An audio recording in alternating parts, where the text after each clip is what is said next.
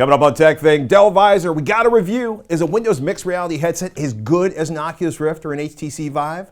What to do before you sell or gift your old PC, viewer tips to make your browsing better, and quite a bit more. It's all coming up on TekThing.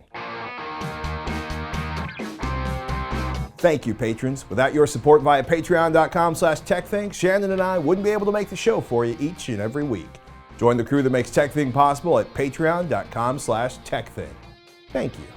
I'm Shannon Morse. And I'm Patrick Norton. And this is TekThing, where we have something useful in every single show. Today's theme, bad hair days.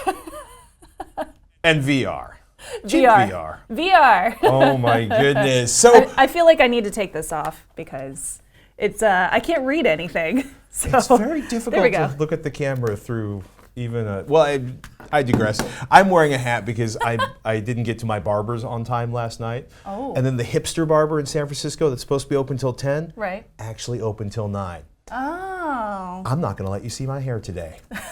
We are, however, going to let you see VR, yes, which is we are. fun and mostly kind of expensive. But there's some good stuff going on right now. Well, yeah, it's kind of crazy, right? So the Windows mixed reality headsets started showing up, 2-3 months ago. Right. And then in the last couple of weeks, bang! Woo! The prices basically halved, right? $286. Just nice. months after launch. That's great. Almost all the virtual reality headsets got discounted. This was $239 several days ago. Now it's up to $286. But that's still, you get the headset and the controllers are like $289 down from $449 when they launched. Wow, that's a good price. So our intrepid reviewer, Shannon Morse, strapped on the Dell Visor to answer this question. Yes. Is a Windows mixed reality headset as good as Oculus Rift or HTC Vive? It's a good question, right? Well, they're so cheap right now. I know, they're so cheap. So do you want to buy one of these instead of the Vive or one of the other ones? Can I play the Steam games for the Rift and the Vive? Sometimes, yes, you can. So I have been playing with the Dell Visor with 2 controllers. So it came with these 2 handy dandy controllers to test out Windows mixed reality. So the big difference between the Vive and the Oculus versus Windows mixed reality headsets is that you don't need sensors set up around your room, which is super, super cool, because you're not going to have these random devices in your room. All you have is the headset, which is plugged into a laptop, and this one is currently plugged in via USB 3.0 as well as HDMI, and you have your 2 controllers, and that's it. Now, when you plug it into a compatible computer, though, running Windows 10 Fall Creators Update or newer, and with the correct hardware, which I'll link to the specs for this Dell Visor in the show notes below. The headset automatically runs you through the setup process, which is super easy. I did have to set up my room border twice. So what you do when you set up a room border is you point this at your laptop and then you walk in a rectangle to give it an idea of how far you can go, and then it creates a virtual border for you. So that's basically, I mean, we saw them, I want to say Intel demoed this in their keynote at CES a couple years ago, but basically it uses software magic. Yes, it does. Instead of a couple of boxes or other tracking devices. Exactly, yeah. So whenever you are in your virtual setting, it shows you this highlighted border whenever you get too close to the edges, and that tells you, okay, in the real world, I'm too close to my furniture, so I need to back up a little bit. So one of the reasons people love the HTC Vive is because they have the 2 boxes, you staple them to the wall, you don't actually staple them, and then you basically never reset it again. Yeah, exactly. Did this just, was it, okay, you set it up twice. Right. But I set it up twice. I just think that was my own janky user problems, really, because I had to restart it and then set it up again. So it was probably just something janky with the laptop. Okay. But it was fine. It works flawless once I got that set up, the room border. Cool. Yeah. So after that, I figured out some of the specs with it. Once I put it on, it's got a 110-degree field of view, so it does cut off on the sides. Not very good for peripheral vision. The resolution is 1440 by 1440 per eye with an LCD display. Now that's pretty common amongst all of the Windows mixed reality headsets, except for the, I want to say the Samsung Odyssey, I believe, is the one that's a little bit higher than that. But that's actually a higher resolution than I want to say the Vive or the Rift. It's very good, yeah, it's very good. It is lower than the HTC Vive Pro, which I also checked out during CES, but it's on par. It's still really good. And the HTC Pro is probably going to cost like 8 times of this. Yeah, exactly. And this one's $250, $280. So I mean, there's a huge price difference there. So you start in this place called the Cliff House. It's basically a virtual home base for all of your apps and your games and your movies and whatever else you want to watch in virtual reality. And then you simply move around the house and you can choose content via these big like poster menus basically. And then you open your app or your game and then it loads and then you get to play. I mean, do you walk using the controllers or do you physically walk around? Well, actually you can do both. So you could walk around, but then you're eventually going to run into your furniture. So you can use the controllers, which I'm holding in the wrong hands. You can use the controllers to move forward a little bit and it'll just like, it's like transporting you to a different part of the household. It is the weirdest thing, but it totally works. And once you do it once, it's very easy. It's a short learning curve, and it doesn't require much learning at all to actually figure out how to maneuver around the Cliff House. Okay. And then you just open up whatever apps or whatever you want and start playing.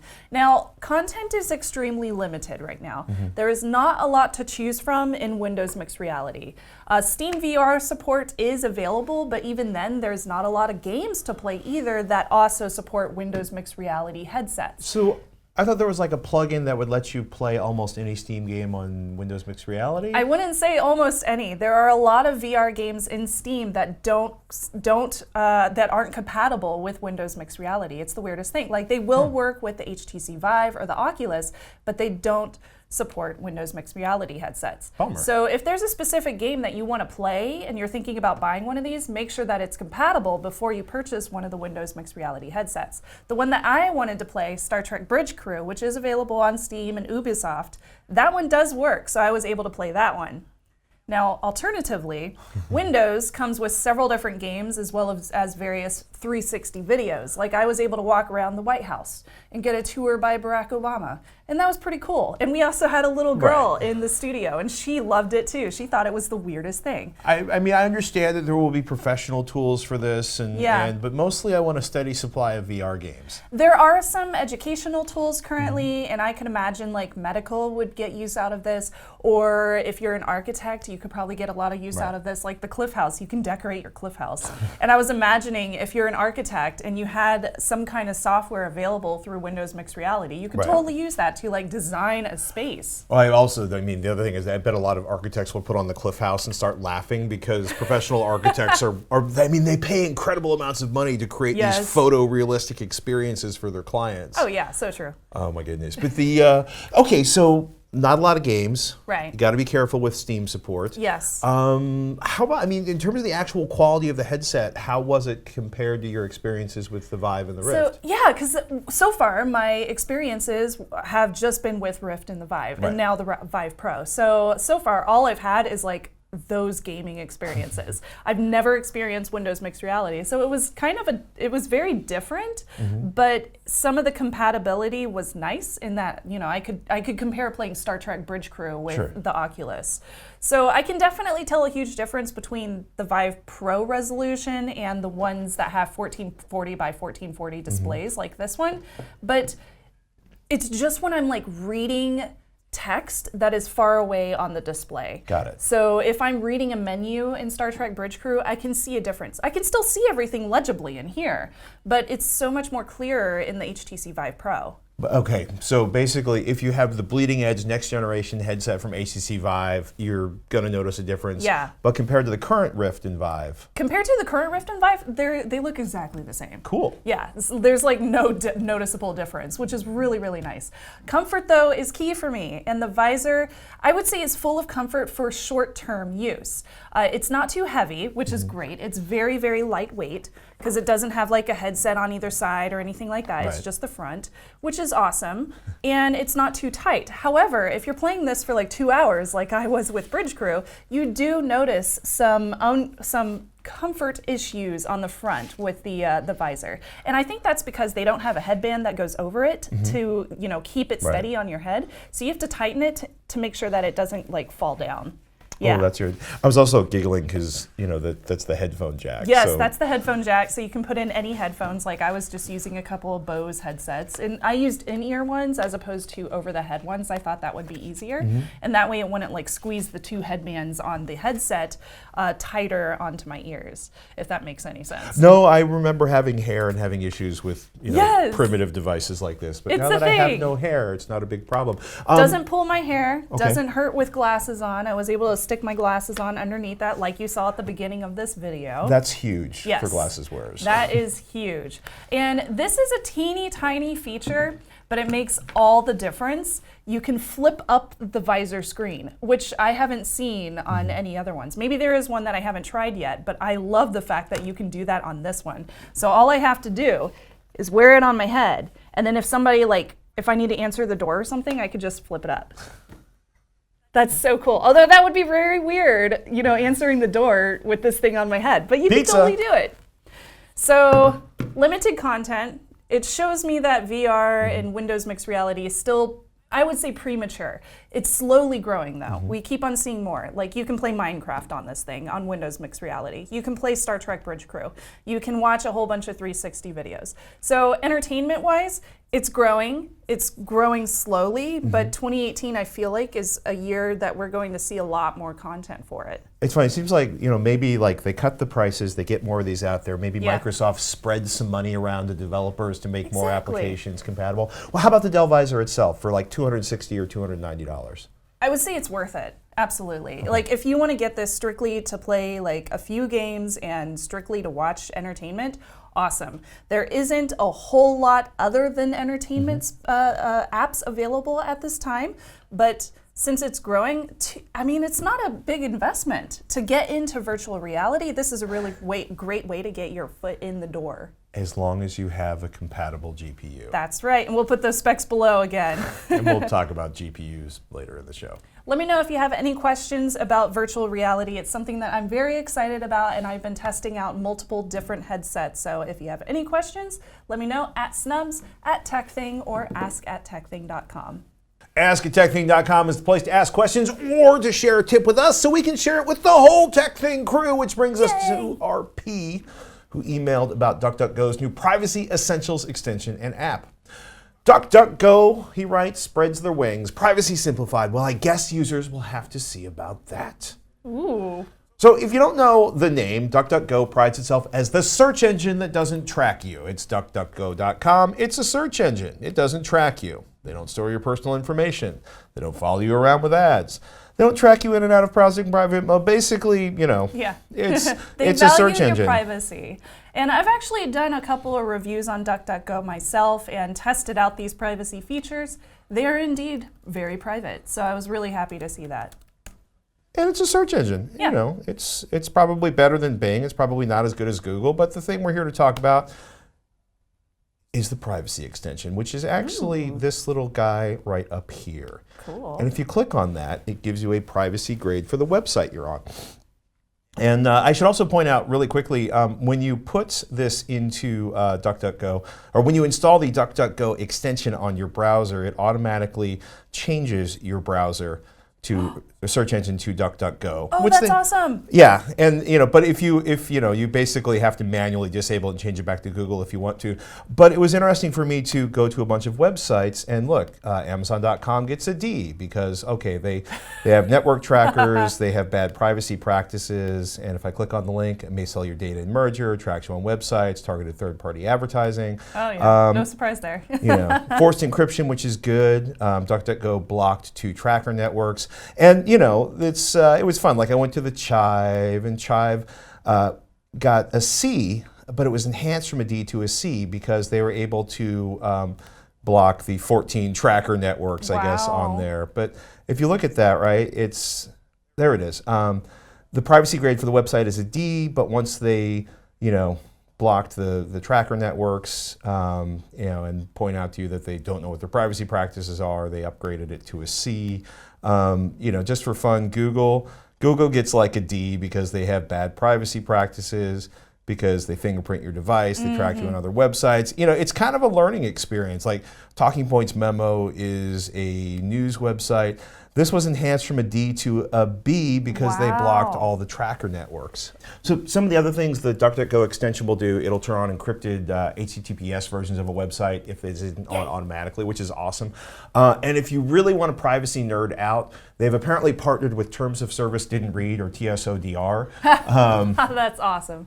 So if TOSDR has the sort of privacy or terms of service for the website, it'll give you information on that, which is pretty crazy. It's a privacy option. It is, I think, a lot more user friendly than some of the ones we've talked about before, where it's like, privacy badger, like, we've stopped crap and they know everything about you. And this one's more like, hey, we found these trackers and we shut them off, or we can't shut these trackers off.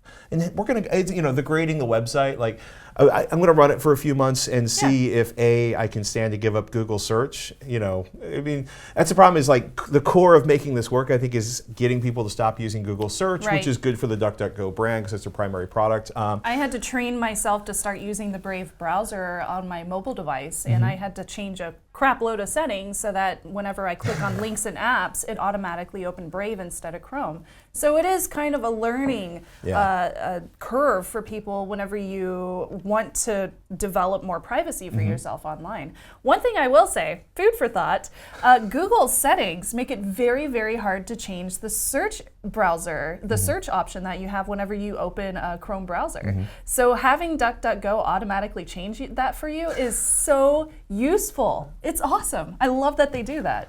Oh my goodness. DuckDuckGo is the website. Apps available for your smartphone. Extensions available for pretty much all the browsers as far as I know. Go forth and enjoy your privacy. Go forth. Simplified. And we also got a tweet from @JBFools who writes, should we be worried about a trend that will replace ads with web-based cryptocurrency miners? Are Chrome extensions like MinerBlock worth using? That's an awesome question, and it's something I've been so interested in and fascinated with, because like YouTube ads earlier this week were found to be crypto mining through CoinHive. So this is a big issue. This is a big issue. Like 2 weeks ago, I would have said probably not. Depends on the websites you visit. If you visit some naughty websites where people watch videos, it can get pretty ugly. A friend of mine actually twigged me to a site. I managed to max out my Ryzen AMD 1800X. Really? Like I had to open like 25 tabs, and I'd be divorced if my wife had walked into the room. But literally maxed out the CPU. Wow. So, that said, a couple weeks ago I would have been like, if you go to sites with the stuff, with the naughtiness, yeah, I would run one of these.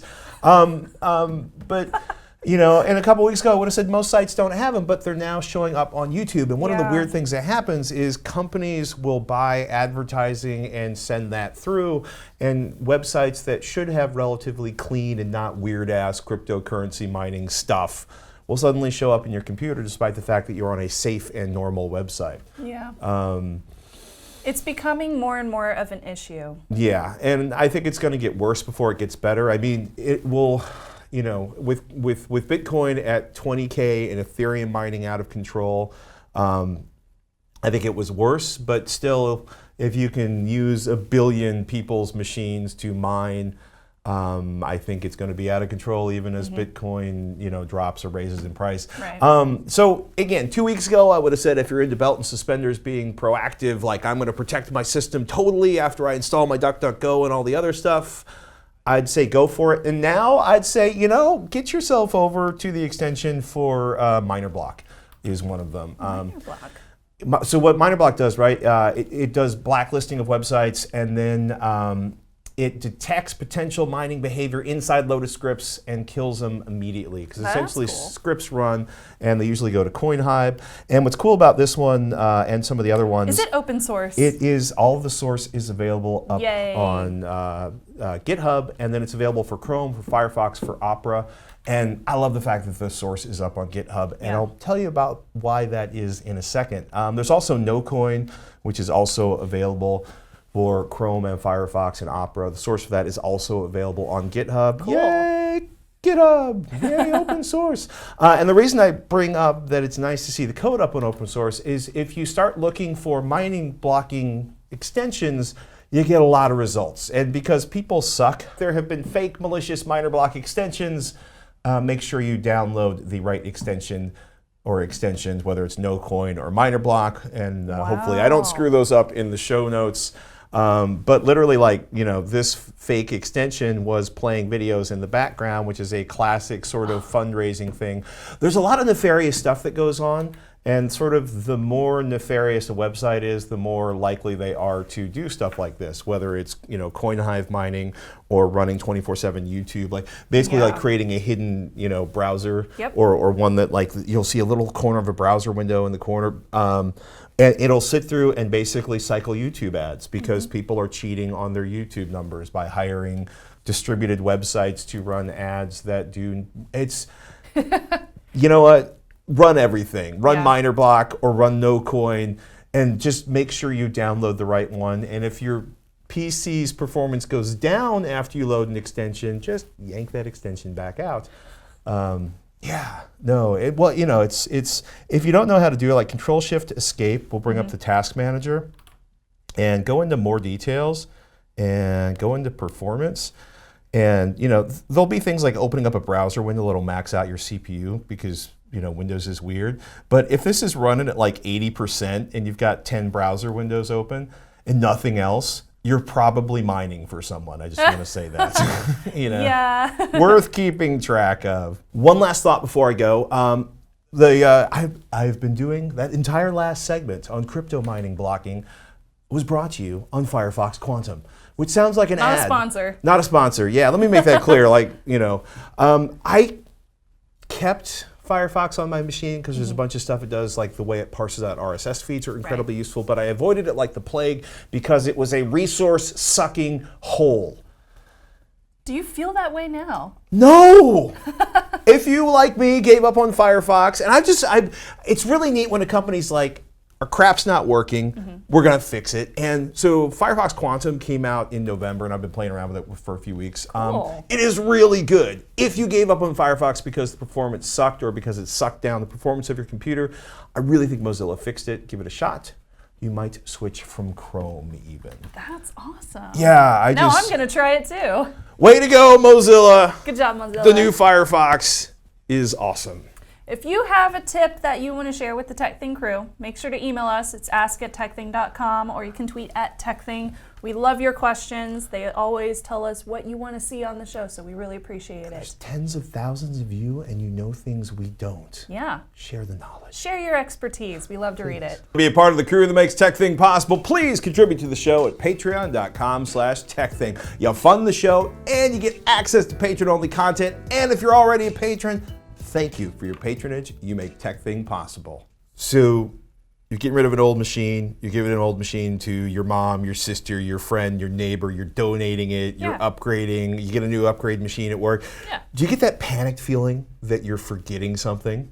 Oh, yes. No, that usually happens to me whenever I'm like selling a mobile device, but it's happened to me before when I was getting rid of my old computer from college. Oh my goodness. I was like, did I delete and back up everything? One of the reasons I am super meticulous about where I store data on my computer is because at one point, like there was stuff in the freaking, you know, I basically, like, I created like an Uber folder and everything went into the Uber folder. Not that it was Uber in the sense of like I'm getting car share rides, but where there was just like one central folder, so I wasn't like, it's in the music folder, it's in the documents folder, it's in the Weasel folder. It sounds stupid, but I want to run by some stuff that everybody should remember. Back up your data, right? Yes. So stupid. Like, you know, not 3, 2, 1 backup, but this, just remember to like look at the machine and copy it over manually to an external hard drive, copy it over the network to your new machine, dump it on a thumb drive. Make sure to check places you never save files. For me, it is the documents folder. Like, once in a blue moon, I will accidentally save something into the documents folder instead of my Uber storage folder. Right. And invariably, it turns out to be something I desperately wanted. Or like your default save folder from Google Chrome Right. browser will be like something separate completely from where you back up all your photos.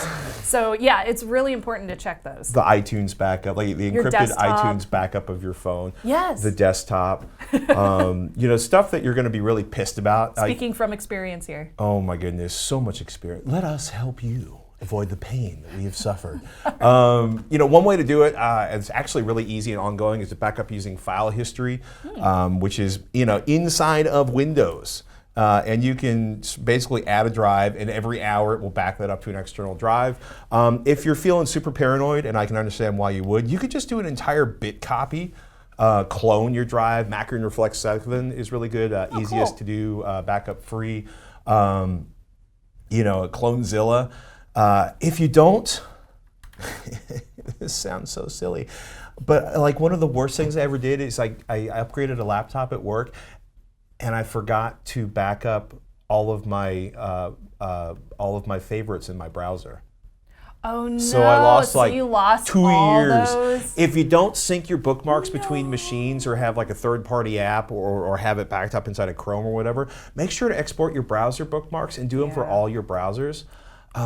Deauthorize software before you wipe that machine. iTunes, Adobe Creative Suite, games with insanely irritating product activation. You might want to remove any 2FA tools that are inside, or password managers. If you use Adobe Premiere Pro, for example, and they only allow you to have one license on 2 machines, make sure to deactivate that. Yeah. Yeah. Find your product keys for the installed software on the machine, and we'll give you some help to figure out what exactly is installed on your computer, because it's really irritating to find out that you have something but you don't have the license stored somewhere else. You know what I do about license keys?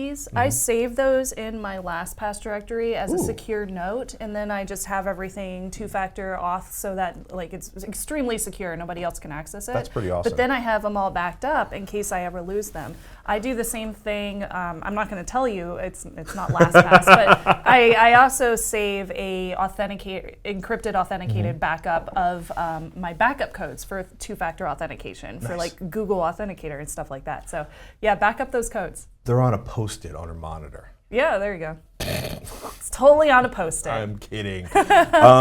One of the nice things about Windows 10 is the ability to reset Windows 10. I love this so much. Start settings, updates, and security, and then click recovery. And when you go into that, you can basically remove everything and reinstall Windows, which is so fantastic. If you're not keeping your Windows 10 license on that machine, or you're giving it to someone, you can have it remove everything and wipe everything out. Before though, you remove everything with Windows 10, or you format the Windows machine that's got Windows 7 or something else, you want to make sure, especially if you want to keep that version of Windows, that you copy your Windows key. Belarc Advisor is still amazing for that. Another one is magical Jelly Bean Keyfinder. Something I was amused by is DBAN is now owned, and we've talked about this before, I swear, by Blanco. And Blanco. And what's pretty cool about Blanco is, DBAN is a primitive but incredibly effective tool, Derek Sputenuk. They have the Blanco drive eraser, which can actually be run off of USB and other devices, and you can get a free trial of it. That's cool. Which is a fantastic way to wipe the snot out of a machine if you don't want to get old school with a CD drive and run Derek Sputenuk. If you have an SSD, all you have to do is run trim on an SSD, and it will wipe out all of the, basically it'll wipe out all the files you have deleted. Just right click on the drive and go to Properties and go to Tools and click on Optimize, and then hit Optimize, and you will run trim. Cool. I do this at least once a week, because to me it works very similarly to defragmenting a traditional hard drive, and it speeds things up. I should probably do that. Yeah, but that'll basically, running trim wipes out all the old files that you have deleted. If you're on Windows 7, you got to reinstall Windows 7 if you're not on Windows 10. And you want the new folks to have the operating system, like you're not keeping the license. Right. I mentioned Belarc Advisor a couple times. Belarc Advisor is still an amazing tool because it lets you know, and I'm not going to show you everything on this because I really don't want to put my Windows 10 license on here, but it will give you a list of everything that's on your machine. Very nice. All of the hardware that's on there, mixing Microsoft hotfixes, whether or not you have an antivirus, blah, blah, blah, blah, blah, blah, blah, and basically dumps it all into an HTML file you view in a web browser. Is that free? That's free. Nice. It's really free. And Belarc continues to say that all of your PC profile information is kept private on your PC and not sent to any web server. Belarc.com is the website for that one. And the other one I mentioned was the Magical Jelly Bean, which is a key finder. Okay. They have a free version that supports finding the keys for like 300 applications, and for $30 you get Recover Keys, which supports 9,000 apps. Wow. So, does it work? You know, I have used the Magical Jelly Bean Keyfinder. I have not paid for the paid version, but if you're like, I can't find the key to this application, oh my goodness, it goes on forever. Wow. And if you want to be like, spin and win, whatever that is, you know, you can do basically a quick text-based search of everything they have. So. Oh, that's awesome. Did I miss something? That's a lot of tools. Looking at the screen going, no, don't wipe it yet, Patrick. You missed this important thing. I get emotional about this. Email ask@tekthing.com quickly before I wipe the machine and send it back. So last week we were having our sort of insane conversation about GPU prices. Yes. I want to point out, because a couple people emailed, I know normal people aren't using GPUs to mine for Bitcoin anymore. They're mining Ethereum. You said that in the segment. But people missed it. Oh, okay. And it's just, you know, the title, Bitcoin works so much better than Ethereum. It's true. I will also say that I've had several relatives ask how many GPUs they needed to buy to mine for Bitcoin, which led to some pretty hysterical conversations as I explained the whole mining concept and ASICs and foreign organizations and cryptocurrency mining. In any case, we were talking about GPUs. So last week we looked on the Dell site for NVIDIA GTX powered machines, and we found this, which was actually over $3,000 last week. But is now down to $2,999.99. That was the only GTX-powered system we could find on Dell. It turns out, if you go through Alienware.com instead of Dell.com, there are 1060, 1070, and 1080 options. Oh, there's which options. Are not particularly cheap, because this is like $1,200 for a 1060 system, and this is $1,650 with a GTX 1070 that would have cost VR like ready. $800 a year ago. Yeah. But there are other options. I wanted to point that out. And I went to Camel, and look, kids, remember it was $1,100? Well, $1,099.99. Oh, that's all. Well, look, it's like $947.99, and apparently somebody was selling used cards for $830. Oh, jeez. Again, that's a $350 or $370 MSRP, and it has not been below $500 since late June last year. No, I take that back. It was just under $500 for several minutes. Several minutes. In some point in June or July. But right now, this is where GPU prices are. All right. Well, so okay. We're still waiting for those to go down. Although I will say, last night I clarified with my husband which GPU he has, and he does have a 1080. Ooh, you should totally steal it, murder him, and sell that on eBay. Well, no, you can get like $1,000. I would just be like, I'd be like, husband, somebody robbed our house and stole your GPU. That's crazy. Oh well. Guess you can't play your games. I can play mine though. Oh, wait. To do that. That's messed up. That's just not going to be good for the marriage. In any case, and we said it before, we'll say it again. Nowinstock.net is probably helpful, but you'll notice this is their entire GTX whatever collection, and they're all out of stock. But there was on Newegg for several minutes on January 30th, whatever this is. Oh, all right. So, keep your credit card with you at all times. Get your alerts on nowinstock.net. You actually probably want to pre-install your credit card information on Newegg. That's or what B&H I do. So Photo. The only way I got an SNES, a Super SNES Classic, is because I put all of my credit card details onto GameStop.com, or was it ThinkGeek? One of those. Anyway, I had it pre-ready to go, so I was logged in and everything, which I don't suggest for security and privacy. And then I set up email notifications on nowinstock.net, and then I set up the Gmail notifications on my mobile phone to ping me every time I got a new email, and I saw immediately when one was available, and I was like, got it! There was one available this morning, and I tweeted it. I mean, if you take a look at this is the NVIDIA GTX 1070 tracker. Yeah. So that's actually a 1070, and it was for sale for $500, which is way over the MSRP on that, but way less than $900 or $1,100, and a lot of these were pre-orders. So All right. Follow Shannon's tips Yes. for poaching products. I will find those cheap products because I am a couponer. And remember, once in a while, put down your phone, step away from the screen, close your laptop, and do something analog like John, who writes, "Hi Snubs and Patrick. I know you like to talk about going analog, and you also love your fur babies, so why not mix it up? As much as I love my video gaming, been doing it since the Atari 2600 and the Commodore 64 were new." Wow, Cheers. that's old school. Sometimes I need to do something more creative. Our dog was really awful at trying to get to the cat's food. Oh, no. I had had enough and designed a new kitty city. My wife and I, with a lot of help from our 10-year-old, took about 2 weeks to get it done, but the fur babies now have a penthouse restaurant, an apartment, and lots of space to relax. The dog will have to settle for her own food from now on. Love the show, from John. Those are some happy looking cats. So that is so, as somebody who owns 2 cats at home, not a dog, but just 2 cats, and as somebody who has 2 cats and one of them likes to eat the other one's food, I love that you put a barrier here. That's just so cool. I love it. That's awesome. Will you build one for me? Because I could totally get down with this kitty city. Party cat house. It's really cool. Did I just say cat house? Yes, you did. Sorry. I'm Patrick Norton. I'm Shannon Morse. We'll see you next week on TekThing.